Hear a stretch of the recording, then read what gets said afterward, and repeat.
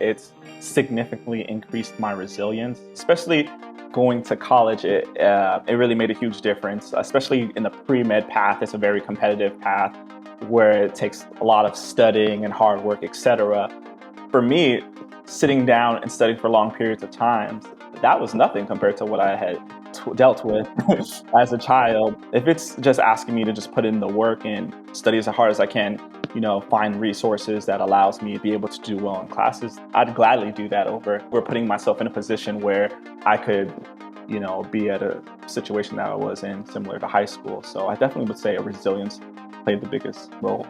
Welcome to episode 142 of the AFT Construction Podcast. And today we have an amazing guest, Festus Ohan, who's joining us from Dallas. And Festus and I met at the In-N-Out Children's Tournament in California, Southern California. And Festus is an incredible inspiration for anybody. This is somebody that he dives into his personal story of living in the foster care system.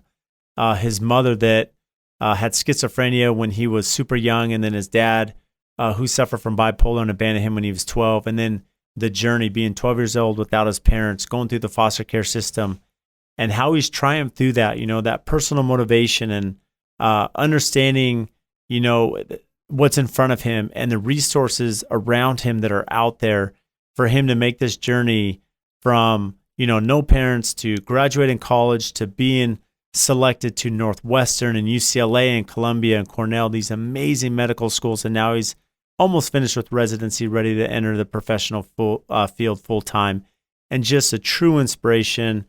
Can't wait for you to listen to this conversation with Festus. So without further ado, let's get started. This past May, we had an amazing Contractor Coalition Summit. This was in Nashville with Nick Schiffer from Menace Builders and Morgan Molitor from Construction to Style out of Minnesota. And we are now up for our second round of the Contractor Coalition Summit that'll be in Huntington Beach from Sunday, November 6th through Wednesday, November 9th. Go to contractorcoalitionsummit.com, sign up, register. We have some amazing partners that'll be there sponsoring the event, amazing attendees that have already signed up. It's limited seating. We're only allowing 30 to attend. And again, this will be all things pricing, profitability, contracting, client expectations, scheduling, and of course, marketing and social media. Everything that we wish we knew in our business from the very beginning is all going to be wrapped up into just a couple of days. So we'll see you there in Huntington Beach in November. So I'm Brad Levitt here on the AFT Construction Podcast, and I'm super excited today. We have Festus Ohan with us. Welcome, Festus. Hey, it's a pleasure meeting everyone. Yeah, I'm excited to have you on. So Festus is a third-year anesthesiology resident. He's had an amazing journey, amazing career already at such a young age. And the reason I want to bring you on, Festus, is we met briefly. I mean, you only met me for a couple minutes, but I think you had more of an impact on me as I was sitting there in the crowd and you were sitting up on a panel there. We were there for the In-N-Out Children's Benefit, the golf tournament there at Torrey Pines. And you were the signature guest, and you made a huge impact. I think a lot of us in life, we're dealt different hands, right? Everybody is to some extent. And it's easy looking inside in saying, well, anyone can just work hard and get out of it, right? And it's not true. There's a lot more to it than just focus or hard work or determination. There has to be opportunity. There has to be, people that give us a chance. I look for me, not being too long-winded, Festus, because you're a signature guest. I want to give you time here, but even for me, young in my career, I had someone that believed in me, that gave me that opportunity. And you need that, right? Because not everything is just, you can't just bulldoze your way through life. So how has In-N-Out, how has that foundation played a role in your life? Oh, it played a pivotal role, especially given the fact that so essentially in college, I went to UC Riverside, and then there was a particular program that really helped support former foster youth that emancipated out of the system called the Guardian Scholars Program. Essentially what it does is provide resources, mentoring, and just essentially referrals to different mentors, et cetera. And that's kind of essentially how I got involved with In-N-Out, because In-N-Out is actually a big sponsor of the Guardian Scholars Program. And from there, that's how I met some of the people, such as Howard, who really... Howard's amazing. Exactly. And they made a huge difference, especially through their contributions towards the Guardian Scholars Program and similar programs as well that help support emancipated foster youth.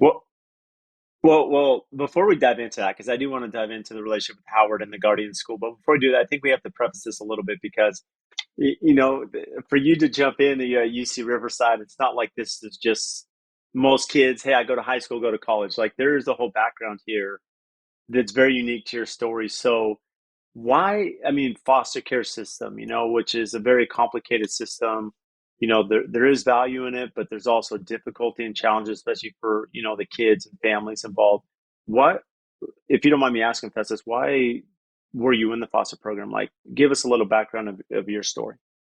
Yeah, so I grew up in LA, especially in my younger childhood days. I was in the worst part of LA, kind of South Central area by like Crenshaw. So at the age of 4, my mom had schizophrenia. So ultimately, she was putting in a kind of boarded care facility, and I was living with my father till about the age of 12, in which he had abandoned my sisters and I. Of note, I later came to realize that he did have a bipolar disorder. So, I think an element of that was due to a mental illness that both affected both my mom and my father. That kind of essentially led us to the foster care system. Um, that was kind of at the age of 12. And during me being in the system, I had jumped from home to home, about a total of like 7 to 8 homes by the time I was 18. During that period of time, I mean, it was definitely a rough period of time. I definitely feel like I had a lack of a support system. In addition to that, there was just overall anger and frustration of just being put in that type of environment, which led for me to, get into multiple fights during my middle school and high school years, and not really necessarily knowing what I wanted to do in the future. Um, So how was that? Fortunately, I mean, you talked about being in fights and stuff. I mean, where did that generate just maybe the difficulty? I mean, you kind of alluded to this being in 7 or 8 homes. I mean, like emotionally, mentally, I mean, now you know, you're at a point in your life where, you can look back and you can understand a little bit more. But at that time, being a kid, 12 years old, going 7, 8 homes, I mean, just walk us through just like mentally the impact or like the wear it had on you emotionally, physically, and then how that led into, just communication with other schoolmates. yeah, I think there was a couple of reasons why that had occurred. One is just I truly felt like no one really cared about me and my sisters or believed in us. In addition to that, just jumping from home to home, it had nothing to do with my sisters and I. They just essentially wanted, let's say, younger foster youth, or they ended up moving and they didn't want to bring us along with us, bring me and my sisters along with them, I should say. Things such as that. And in addition to that, the fact that, my mom and my dad weren't involved really just had me personally feel like no one really cared about me. No one really cared about my sisters and I. Um, and just a lack of mentorship, that all played a role. And I'd probably say, probably the most important thing was just the environment I was surrounded in. The high schools / middle schools I went to, a lot of them were not in the best of places. Sometimes having riots. Um, and when you kind of have all of those things kind of coming into one, like, it plays a huge impact in, how you react to things. So how many sisters do you have? I currently have 2 sisters. My youngest one, fortunately for her, she had gone to my grandma's till the age of 16. My grandma was living in Nigeria at the time, and then Hmm. she ultimately ended up coming back to the States at 16 and was in the system. And then my sister, that's 1 year younger than me, she was with me in the system. So now when you were in the system and you mentioned it's just a difficulty as you're going through 7 or 8 homes, were you able to always be with your sister that was a year younger, or were there times where you guys were both separated? Fortunately for us, we were able to stay together. Um, so due to that, I think there was a lack of choices as far as like what cities we wanted to go in, wanted to live in, etc. But I think our number one priority was just staying together because there's so many times in which I've heard of situations, especially for young girls in the foster care system, where they can be, whether it's emotionally or sexually abused, etc. But luckily, because I had my sister in the same home with me, I felt like I can make sure that didn't happen. And fortunately for her, that did not occur. Wow, that's amazing. And so when you look back, what is the reason, if you don't mind me asking, when you go 7, 8 homes, why is that? Is it what does it have to do by changing households so many times? So, I mean, there's a couple different reasons. One was like, let's say they could only wanted one foster youth. And, like I said, me and my sister came as a pair. Another one was they ended up just moving out of state. Another one was there's different foster care agencies. So one ended up moving to another foster care agency, which I don't really know the specifics in regarding why we couldn't go along with them, but essentially we found out the day of that we were going to a different foster home. When they decided to change foster care agencies, those particular foster parents didn't even have the gal to tell my sisters and I beforehand that we were going to be leaving. They just said, "Hey, we're going to be hey, pack up. We're going to change rooms around." And the next day, we found out we were leaving. So. Wow.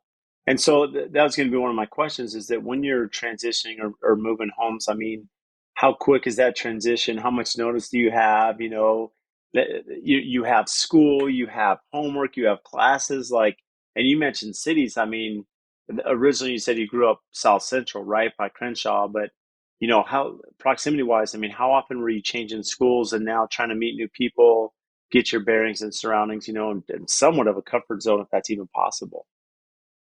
Pretty often. I will say there was two or three foster homes in which I was there for a longer period of time, like 2, 3 years.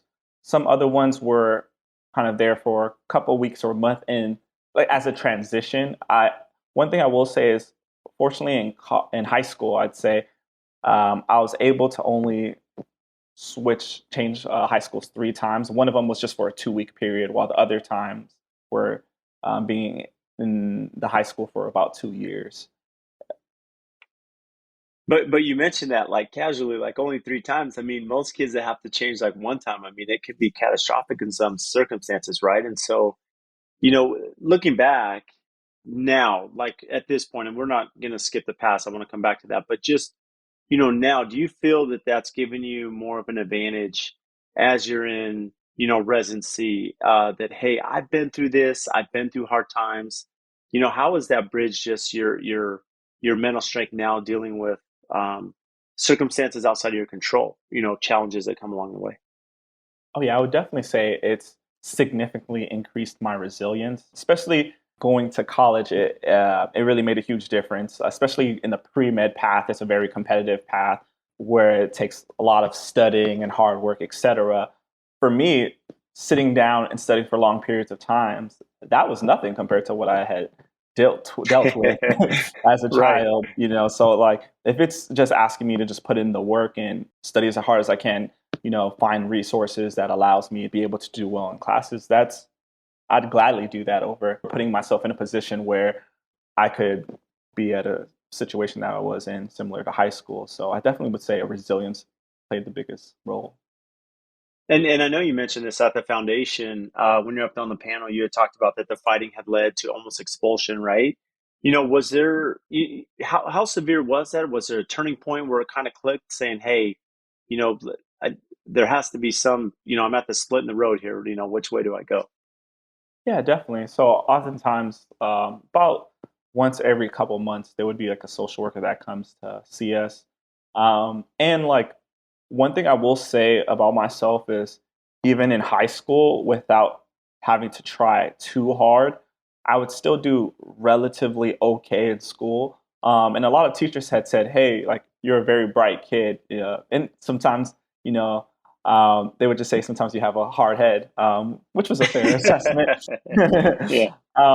And I realized like I ultimately knew that to put myself in a better position, like I wanted to go to a 4-year college. Um, And even though like, I would fight, I would do really well. And I knew if I had like a expulsion contract, on my record, that can really, really play a significant role in, whether or not I get accepted to college or particularly a 4-year college. So ultimately I try to like keep my eyes on the prize and just try to avoid that at all costs. And that really helped. So let me ask you this, Festus, and this is why it's interesting. Your story, I mean, there's a lot of reasons it resonates with me personally, right? Being a father and having kids, and I have 5 daughters. I know you don't know this, and you mentioned that, just how your sister, like girls that go through the foster system, the abuse side of thing, that's real. But relating to business, the life of an entrepreneur is extremely difficult. Like there's highs and lows. It's not for everybody. You're managing constant chaos. You're dealing with employees in some cases or clients, and it's one of those things that we always say that as an entrepreneur or as a business owner, it's like every 5 minutes it changes. You could be really high and then super low, right? And it's understanding, well, how mentally do I bridge that gap? How do I overcome that? How do I have this positive? And for you, I look at this and I know that you have future plans, not just med school, but also, writing a book and public speaking and these things where you are an entrepreneur. You've done that. And so, and this is where I get to is that you, what led to that path? When you think about college, like it's really easy to say, okay, I go to UC Riverside, but I'm still trying to understand, okay, I'm switching 7, 8 homes. I'm with my sister. My mom had schizophrenia. My dad, was doing bipolar. So I'm dealing with all this like burden in my life or triumph, and or not triumph, but like just tribulation, I should say. And then here you are. What gets you on the path to say I'm going to college, and then even further to know that medical school is right for me? I want to go pre med. For me personally, I always, even though I did have a, hard head and, I had to work on avoiding fights, etc. at certain points of my childhood. I always actually really enjoyed the sciences. That's something I was always genuinely curious about. Um, as far as going into medicine, I would oftentimes like read books. One of the books in particular was called Gift in Hands. It was a book by Ben Carson, in which he was someone who had more humble upbringings, and he ultimately ended up becoming a top neurosurgeon. And kind of reading that book and seeing that movie kind of gave me further inspiration, and allowed me to believe that I could do this. However, once again, like once I told whether it's foster youth or um, other adults that were surrounding me at the time of my aspirations of becoming a doctor in my high school period, it was met with criticism and skepticism, and it So why was is that? So when you say met with criticism and skepticism, like who was giving you that negative feedback? so at least two of my foster parents and one of my teachers in particular. Um, like I said at the time, like as far as GPA goes, coming out of high school, I had like I think about a 3.2, which is was enough to get me to a 4-year. But oftentimes, a lot of physicians, especially now that I'm a resident, I can see a lot of my current colleagues. They were former valedictorians, salutatorians, top students in their high school. So there was teachers that said, "Hey, like based on how your performance is, you're likely not going to make it." Even foster youth who are supposed to, or I shouldn't say foster youth, but foster parents who are supposed to try to encourage you, noted that I should have more realistic aspirations. Given the fact that at that time, the percentage has slightly increased, but at the time it was only like 1% of foster youth even graduate college, let alone make it to grad school. I think now it's about 2 to 3%. So when you're hearing this, okay, Festus, you need to have realistic expectations or aspirations, right? Like mentally walk me through just like that barrier saying, well, hold on, like I know I'm hard headed, but I'm a really smart guy. I love the sciences. Like what gives you confidence to say I'm gonna be different than the 1% that come out of the foster care system, right? My goal and my destination, if you will, is different. I think this is one of those situations where I can be glad I was hard headed. Oftentimes, um, in this case, not listening and not taking no for an answer actually really helped me. Oftentimes, I would look at the skepticism as a challenge. However, I will say in high school, because I would have heard it so many times, I was not fully confident that I could do it. However, I wouldn't try to deviate from that path just due to someone saying I couldn't. However, once I got myself in a different environment, such as college, where I had all these mentors and resources, that was a different ball game, and I was able to utilize this resilience that I built since I was in high school and middle school to really single-handedly focus on that path. Well, you're good on the skateboard because I know that's from the video. So when did where did that come into play? So it's funny because actually, in in freshman year, I was riding around in a scooter at first, but a lot of my At UC friends, Riverside? You mean at UC Riverside? yeah, exactly. But a lot of my friends noted that, hey, you probably want to upgrade to a skateboard because it would look slightly more cool. So I saved Yeah. up a little bit of money and ended up getting a longboard. That's amazing. And so how's the longboard skill now, now that you're in med school? So essentially, and during my med school period, I actually almost tripped over my longboard and it got ran over by a truck. So right now, I'm currently retired from it, but Longboardless? exactly. Oh my gosh. So walk me through, in high school now. Okay, so you're getting through high school. Why UC Riverside? How did that opportunity come into play? And when you were accepted or enrolled in UC Riverside, was pre-med the goal from enrollment? Yeah, so essentially, when I first went into UC Riverside, I told myself I was going to major in the sciences, which I did. However, because I didn't truly feel fully confident at that time, I was like, okay, if not medicine, maybe I can go into like, nursing or something related to the sciences because I actually was very intrigued by that particular field. Um, Riverside in particular, because at that time so in high school, I was actually moved to Victorville, and that was Hmm. maybe about like 40 to 50 miles, I'd say, or In so. the middle of nowhere? Not really, but Exactly. it's out there. Yeah. No, I completely agree. Yeah. So in that vicinity, as far as the UCs go, UC Riverside was the closest, and they actually had a good financial package, especially that's something for me was a very important thing that I was looking at. And then as I toured the campus, I really enjoyed it. I had heard about the Guardian Scholars Program in my senior year of high school, and one of the um, founders of the UCR Guardian Scholars Program had, contacted me, and we ended up meeting, and I just had a great time.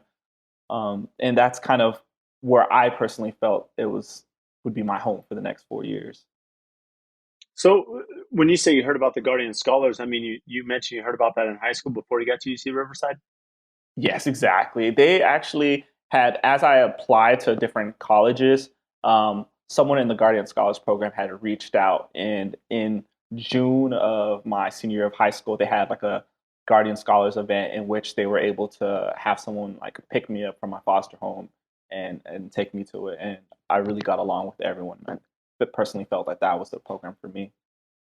So what do for those that are listening that may not know what the Guardian program is, walk us through not just the impact it had on you and, helping you get through college, but also, from the Guardian side, who are they? What do they do? And how do they reach out, to kids all throughout Southern California and everywhere? I know they're in Houston or Dallas now, right? I mean, I think they've expanded. So, Yeah, so essentially, the Guardian Scholars Program is a program for emancipated foster youth, meaning foster youth that had essentially aged out of the foster care system that are attending various colleges. In the particular in California, I believe at the time when I had started, there might have been like 10 to 12 different Guardian Scholars programs in different campuses. I know that it has since expanded dramatically. What it does, it helps different Guardian Scholars have different things that they provide for their college students.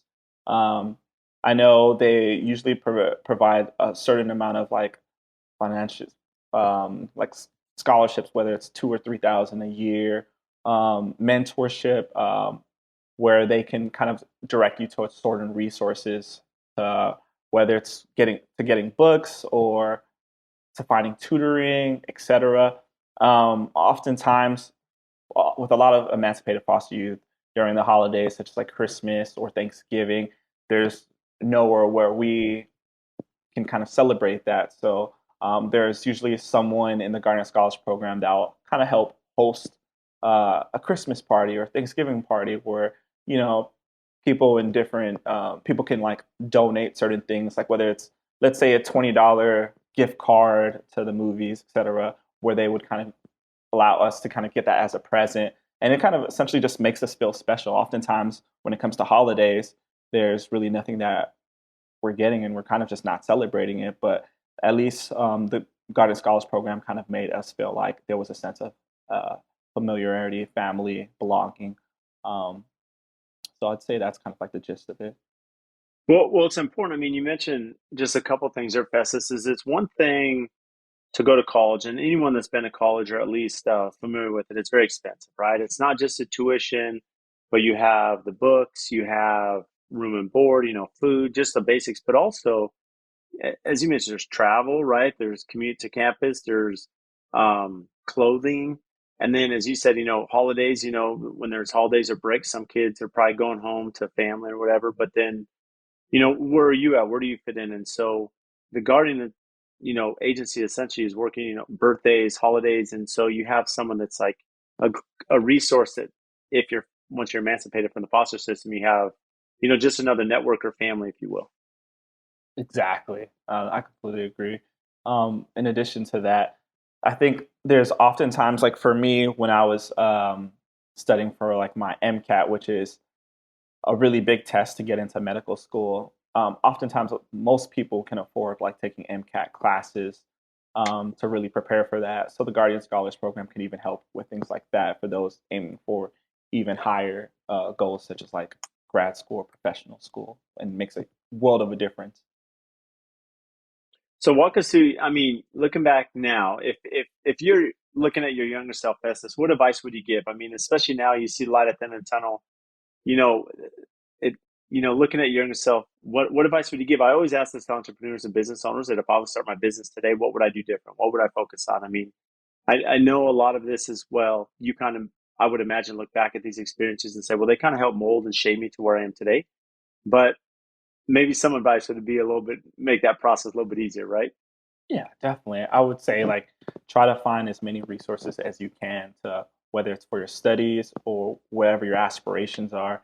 Try to find mentors in the path that you're essentially exploring to really help you and find your ways. I think one thing that I noticed through my time kind of in the pre-medical path is mentorship is huge. I can't stress that enough, especially for those in the foster care system, because that's something that we tend to be severely lacking in.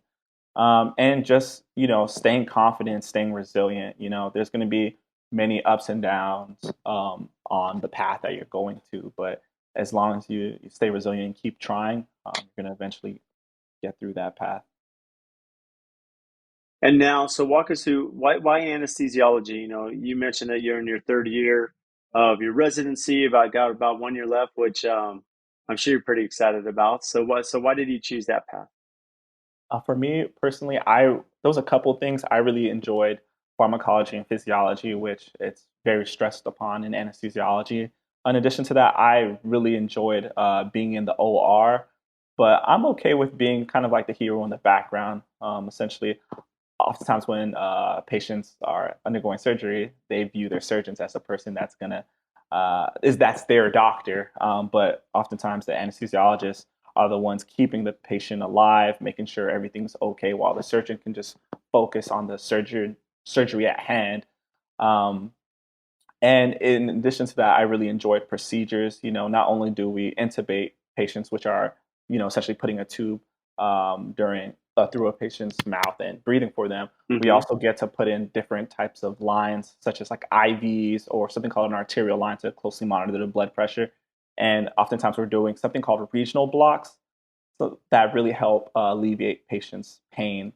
And we do epidurals, etc. So I just really enjoy everything that is associated with the field.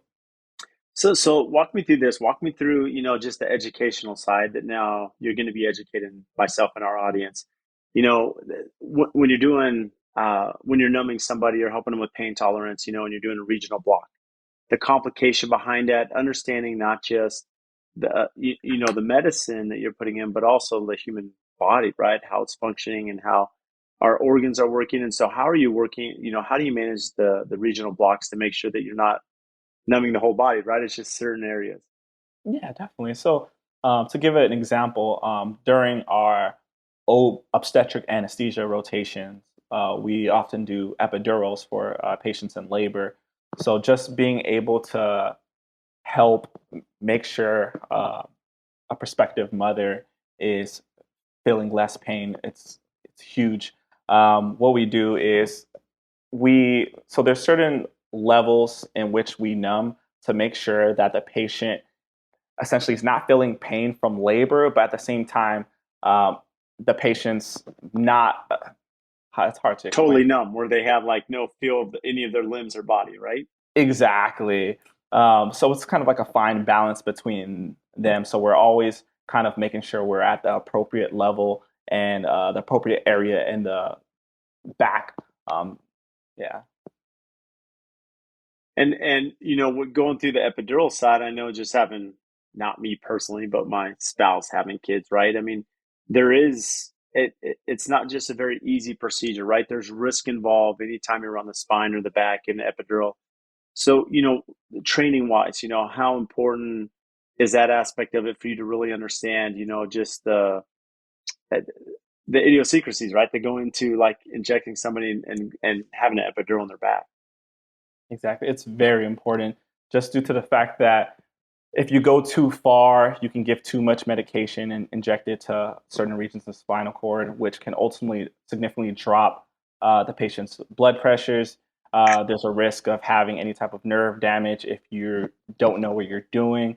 However, if you do it the right way, it plays a huge role in positively impacting patients' pain when they're in labor. So you always have to like really know the anatomy and just be very careful to make a positive impact in pregnant patients.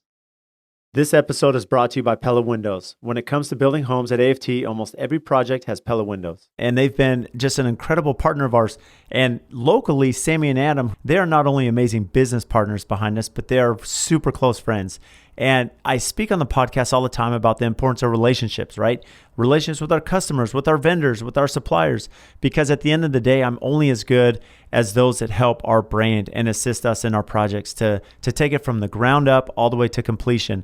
And if we didn't have partners such as Pella, there's no way we'd be who we are today. Over the years, we've built this amazing relationship. When we call them or email them, they respond. They're quick. Their company culture, their integrity, their honesty, they are always there to do what's right for us and the customer. They can do anything from small replacement projects to large custom homes and even multi-million-dollar commercial projects.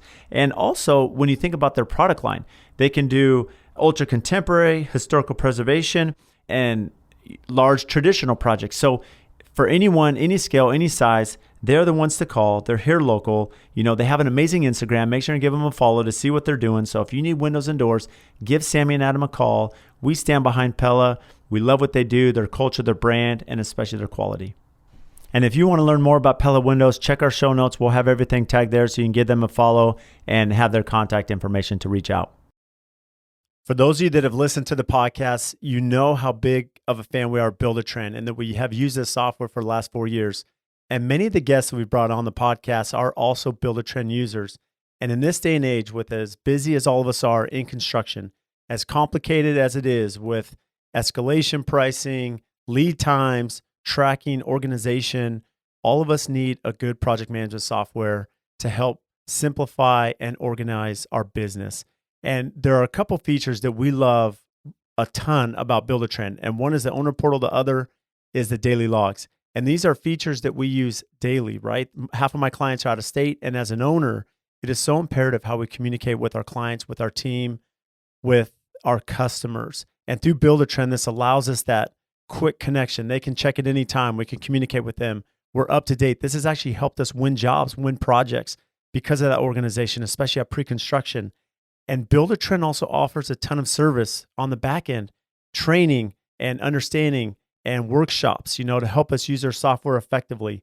They also have the podcast, The Building Code. To learn more, head to buildertrend.com/AFT to get a 60-day money-back guarantee on your Build a Trend account. That's 60 days to make sure you love this product with no pressure, and I know you will. So it's interesting, for me, I'm in the construction business. I have a construction company, and, every day that I'm at work, it's really just managing risk. It's understanding um, risk of, pricing and contracts and logistics and supply chain.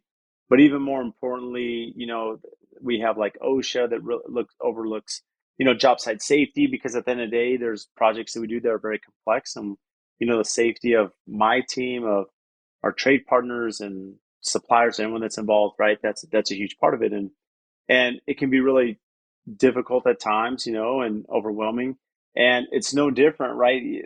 Speaking of bedside manner, I know that, most doctors, bedside manner is really important, because having good bedside manner when people like their doctor, not only is it a more pleasurable experience, but, the relationship tends to be a lot stronger. And in the construction world, some of us don't have great bedside manner. We're not great communicators. And so that can create expectations that, are far off. Speak to that side, the bedside manner, the relationship you have with your patients, with other doctors, other nurses. How important is that aspect of your profession? Oh, in our field, I believe it's extremely important.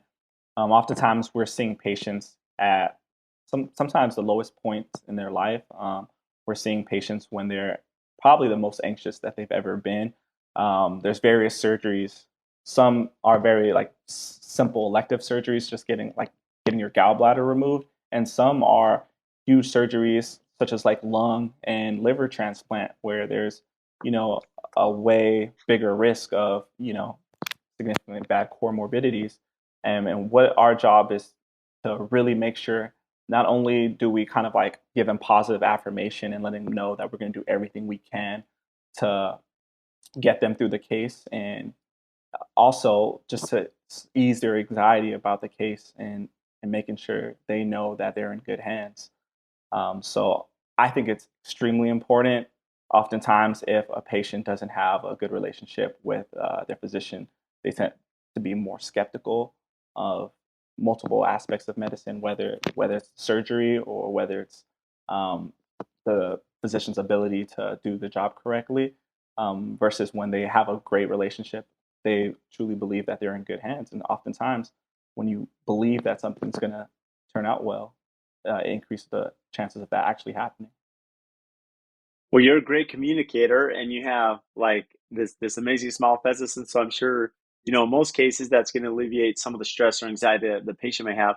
How do you deal? I'm sure it's not always that easy, right? How do you deal with the tough clients, the tough patients that maybe their expectations are unrealistic, or um, uh, maybe mentally are having a hard time? Because look, the reality is a lot of us, getting needles, getting shots, being in a doctor's office, there's anxiety, even going to a dentist's office in some cases. So, how has that been, just for you trying to manage, the tough client that comes into play? Always try to just kind of put myself in the patient's perspective. Oftentimes, I always have to just remember they're going through a tough time, and it's very important to just be patient and also take your time to explain things with a patient, um, and ease any type of concerns that they may have. In addition to that, always try to do what you can to uplift the patient and ease their concerns, whether it's taking time to explaining what we are going to do multiple times, or taking times to kind of just ask what's wrong. There may be other factors that are in play. Maybe a patient may have had a really bad experience with anesthesia in the past, or a relative with a really bad experience that's making them hesitant on a certain thing that we're going to do. If that's the case, we want to ask, why are you feeling that way? And after we know the reason why, we can help, alleviate whatever concern that they may have. So You mentioned a couple things, right? You're speaking about empathy, which is really important in explaining or setting expectations.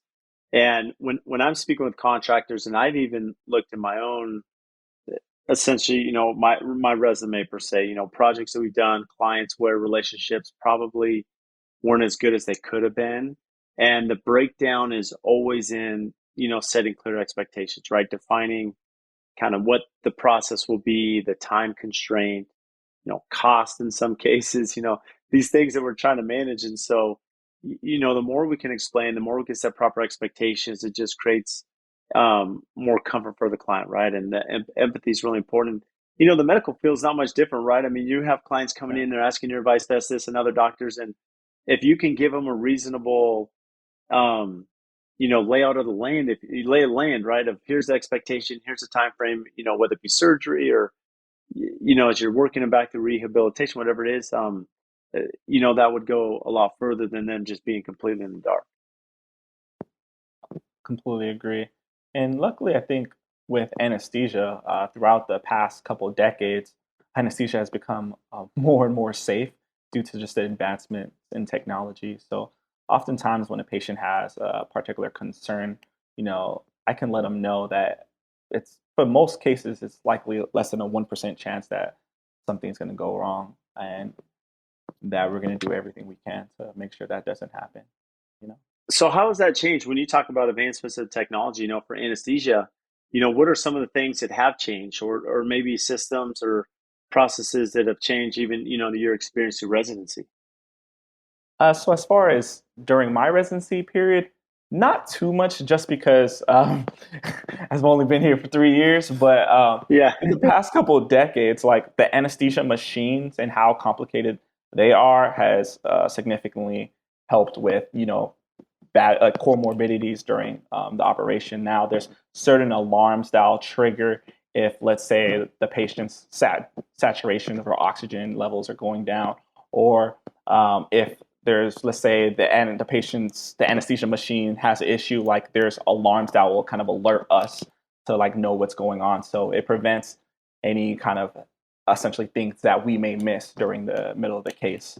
And in addition to that, like on top of that, and us just being attentive towards the patient and the anesthesia machine throughout the case, significantly decreases any risk such as that happening. And so, what is it like for you as an anesthesiologist? For those that aren't in the medical field or not there in the hospital day to day, what does a normal day look like for you in residency, and as an anesthesiologist? Yeah, so essentially, like usually in the hospital I'm in, the first case will start at around 7 a.m. So what I'll do is at 6 a.m. come into the hospital, talk to the first patient of the day, essentially ask questions about their past medical history, and then kind of explain what we were going to do as far as the anesthesia. And then afterwards, have them sign the consent. And then after I do that, I'll go to the OR, set that up. And then as I'm setting up everything in the OR, the surgeons, etc., they're coming in to talk to the patient as well. And then once kind of the surgeons are done talking to the patient and it hits the 7 a.m. period, I'll come by and essentially bring the patient to the OR. As we do that, it really depends on the case, but for the most part, if it's like a bigger general anesthesia case, I'll put put the patient to sleep, and then for most of the cases, what we'll do is we'll put a tube down the patient's throat to breathe for them during the duration of the procedure. In addition to that, depending upon what the procedure is, we can do other things as well, such as inserting another IV or um, inserting another arterial line, etc. So it really depends on what the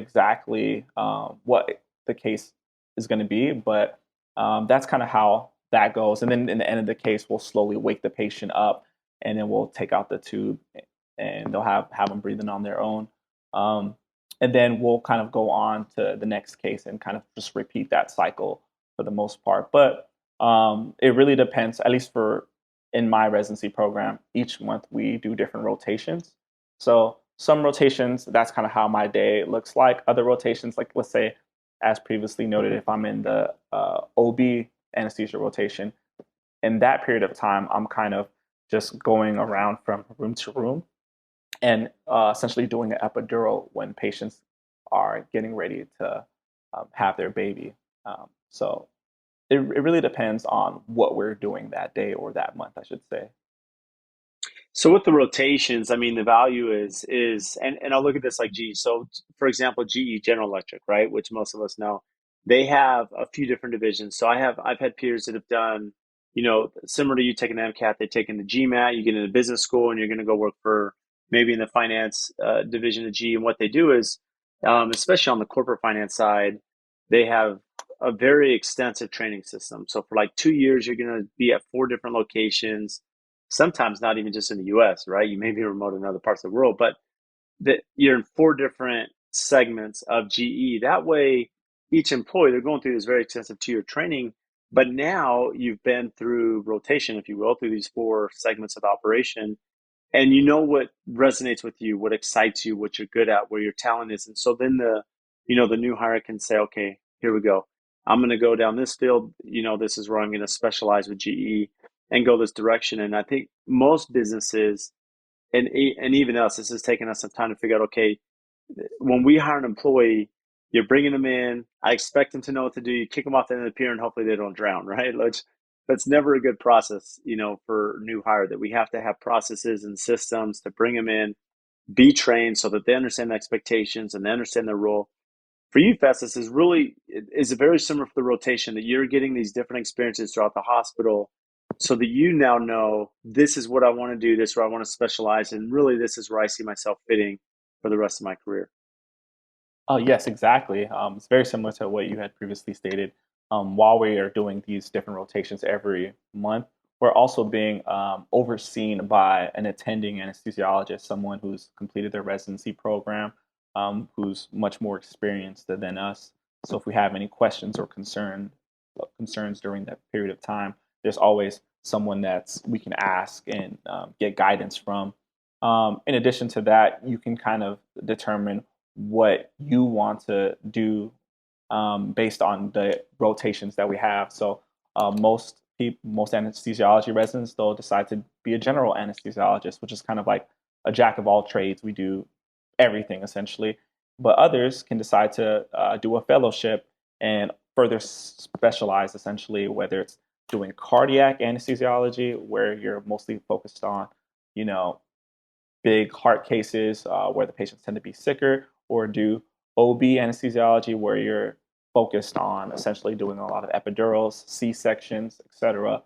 So it allows us to kind of see our personal interests and where we want to what we want to pursue in the future. For me personally, I decided that based on all the rotations I've done, that I kind of want to be a kind of a jack of all trades. So I'll be a general anesthesiologist. And I was just going to ask you, like, that was going to be my next question, is where do you see yourself, career wise, general anesthesiology? And, you're in Dallas right now, right? If I'm not mistaken, is that where you have exactly. Festus? And so being from Southern California, living in Dallas now, where do you hope to end up? Do you plan on staying in Dallas, or, what's the next venture once you finish residency?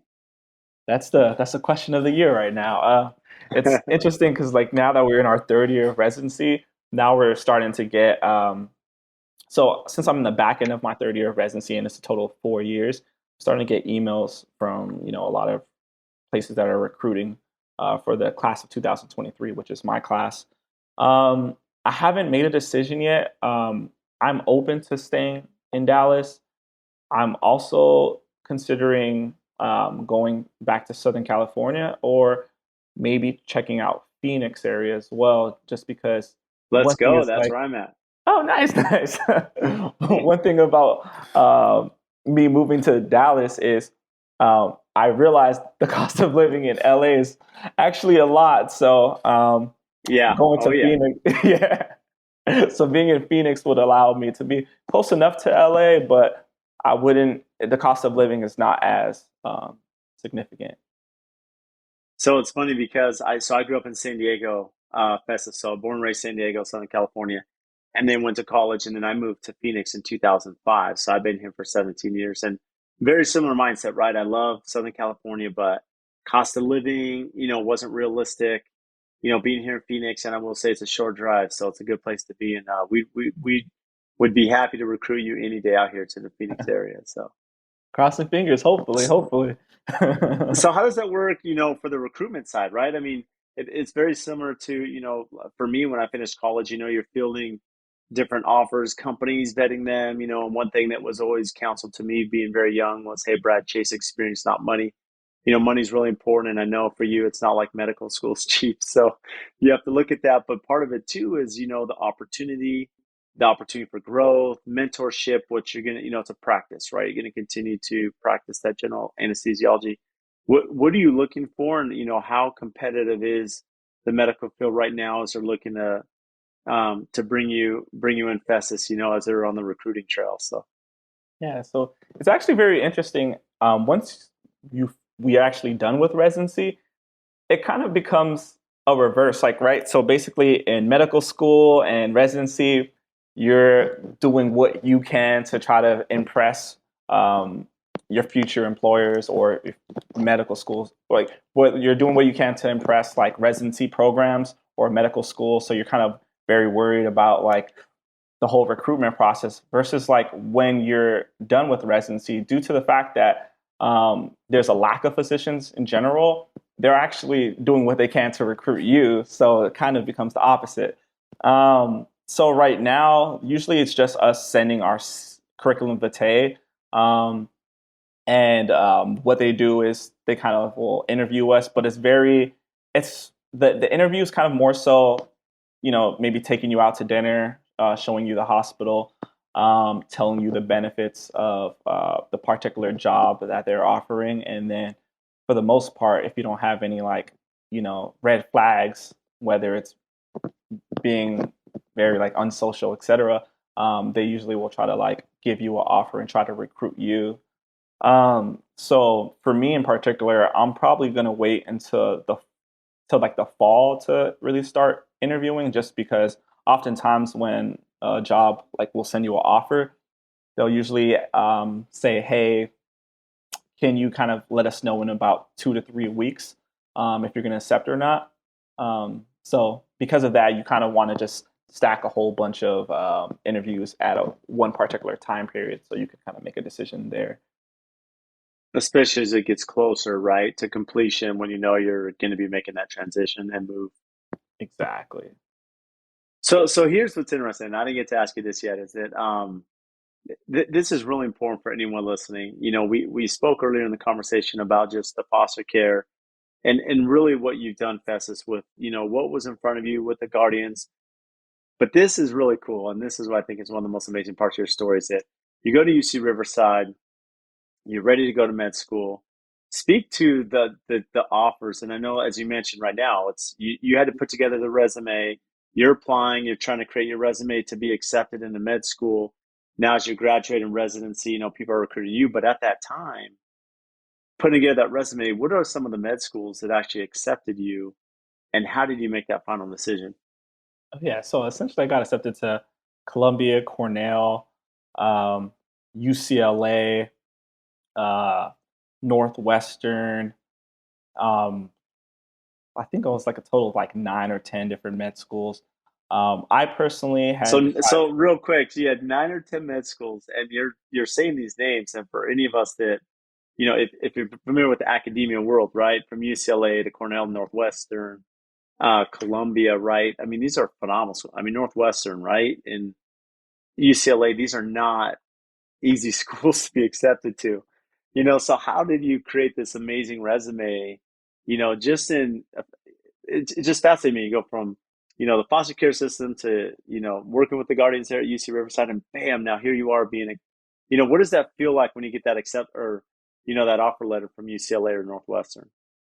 I was just overall truly grateful. I think just kind of like looking past at everything that like I had to, all the trials and tribulations I had to overcome in high school, and just going from that to working as hard as I can in college. It just felt like a breath of fresh air overall, and I was just overall truly grateful and excited for the next step in that journey.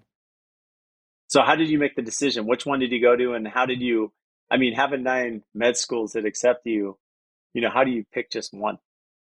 Oh, so I ended up choosing UCLA due to a big fact. A big factor was they offered a full ride scholarship, which That's a good offer. yeah, That, that, exactly, that definitely tends to slide the scale a little bit, right? exactly.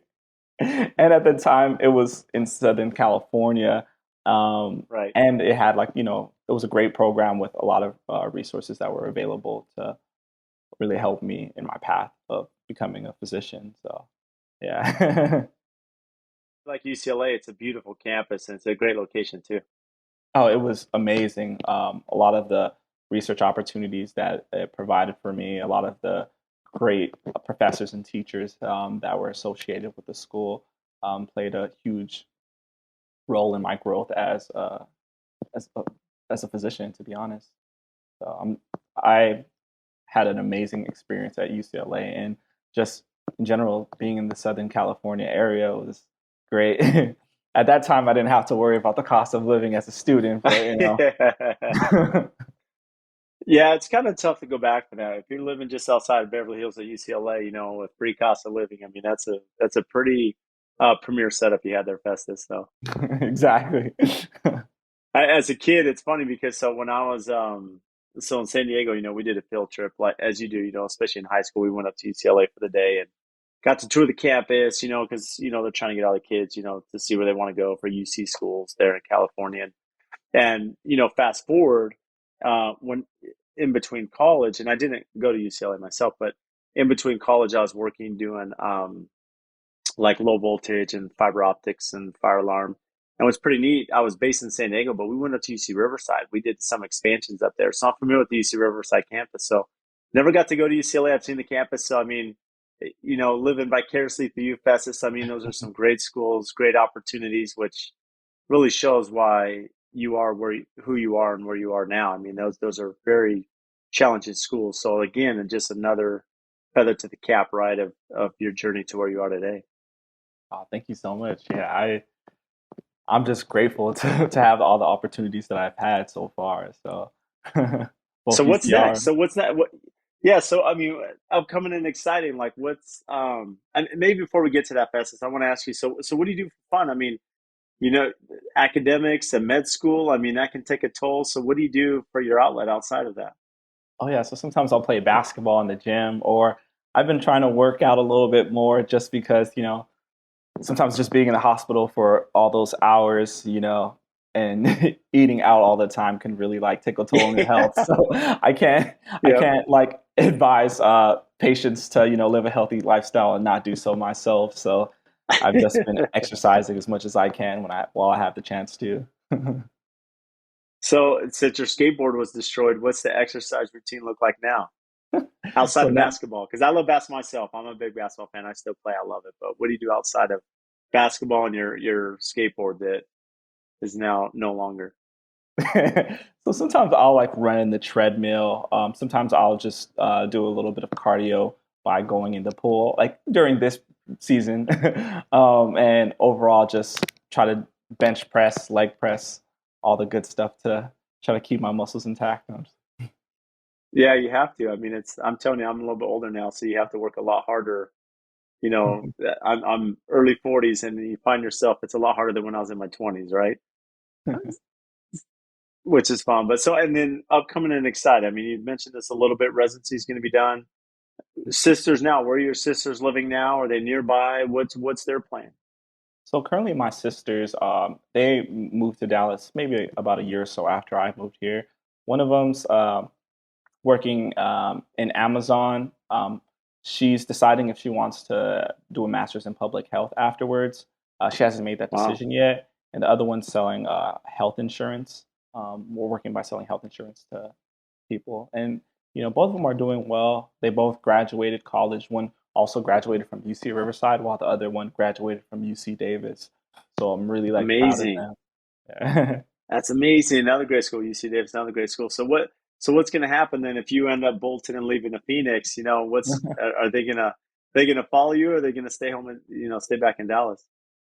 That's a great question. I think both of them are up for moving wherever. I think if one of them stays in Dallas, the other one will too because they're pretty close with each other.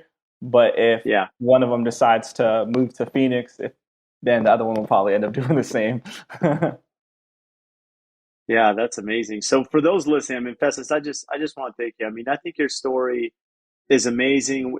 There was, I know you were on the news there, and we watched the video there at the In-N-Out fundraiser, and we're going to have that in the show links here as well, so they can see you cruising on your skateboard through Riverside and just the backstory, which is pretty neat. But what can our listeners find, to follow along that journey, and especially in the future as from the author, public speaking, as that begins to take hold at some point? Yeah, so essentially, you guys can find me via my Facebook. I'm pretty sure I'm one of the only Festus Ohans. It's to spell my name is Festus, last name Ohan. At some point in the next following months, I'm going to try to make another Instagram that's kind of like more of a public account, where I can slowly kind of build that following, especially because I do ultimately want to write a book. And as I finish residency, I definitely want to pursue more public speaking events as well.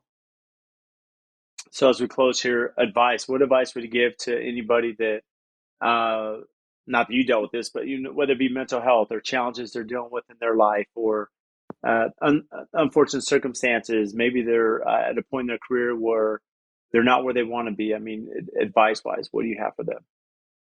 One thing I would say is, one, stay resilient. Two, seek help or mentorship if you have the opportunity. Some people try to take on all of these challenges alone, but it really does make a difference when you have someone kind of standing in your corner. So those are two big advices I would give personally. Well, I love that. And you mentioned Facebook, and eventually you'll have the public one for Instagram, on LinkedIn. Oh yeah, I have a LinkedIn as well. Festus Ohan is where if you type that in, I'm probably the only one that you'll see. That's amazing. Well, the benefit of having a name like that, like you're not going to be confused for anybody else. So you have definitely your own personality there, which is awesome. Well, Festus, you've been amazing. I know you're incredibly busy. They're in residency and everything you have going on. It's been amazing to meet you, to get to know you a little bit more on the podcast. So thank you for making time today. No, thank you so much for having me, and it was truly a pleasure. So thank you all for tuning into the podcast today. And just as a recap, if you check the show notes, they're just going to have all the links for the topics that we discuss. And also one of our favorite features now is the chapters that go through the conversation. So if there's certain topics you want to revisit or listen to, they're outlined by the time that we discuss those. And again, we can't thank you enough for all of your support. Please make sure and download our podcast, subscribe, give us a 5-star rating and review wherever you download your podcast.